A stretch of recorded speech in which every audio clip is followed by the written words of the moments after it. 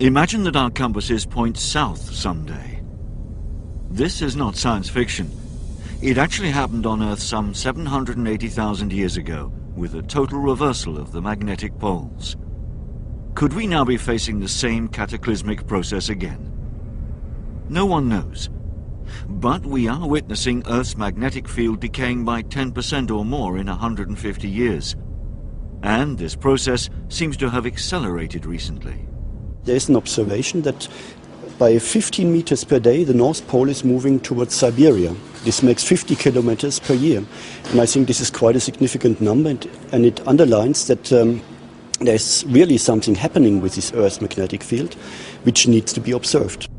Most of our magnetic field is probably produced by a self-sustaining dynamo, operating in the fluid deep inside the Earth. In the outer core of our planet, this mechanical energy gets converted into electromagnetism, known as the geodynamo.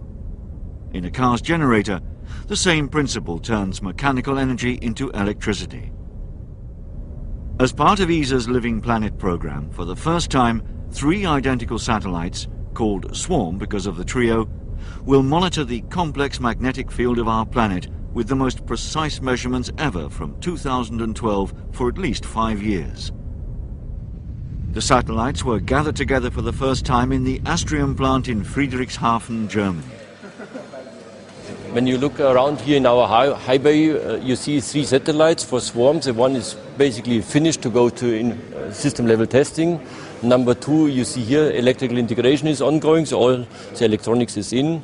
And number 3, you see here in upright position, it's more or less empty in the moment. You see the structures, the base platform with the propulsion system, waiting to get the electronics equipped.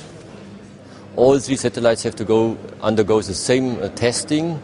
Each satellite needs to be characterized magnetically on ground, so it's an enormous test program which takes us roughly 9 months. Each satellite weighs about 500 kilograms. 2 of them will fly approximately in the same orbit.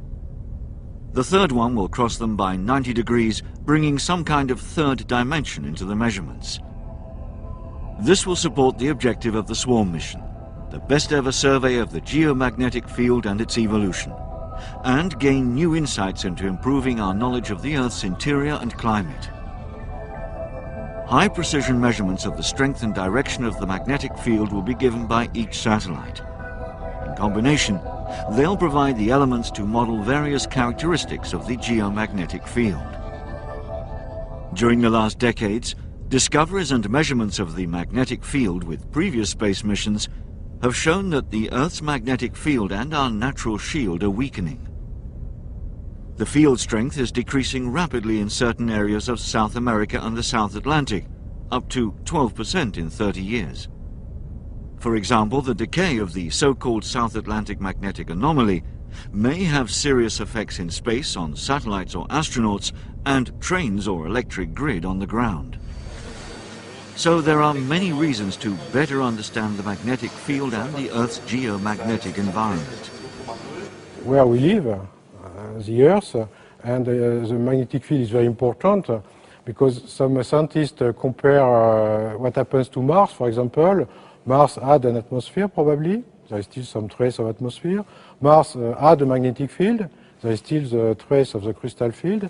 But the magnetic field disappeared on Mars. And then there is some hypothesis from the scientific community that the magnetic atmosphere has been blown up by the solar winds. The completion of the first flight unit of the Swarm satellite trio in Friedrichshafen represents a milestone in ESA's mission to explore the Earth's geomagnetic field. ESA scientists and world researchers eagerly await the launch of the trio of satellites from Plesetsk, Russia, on a rocket launcher during 2012.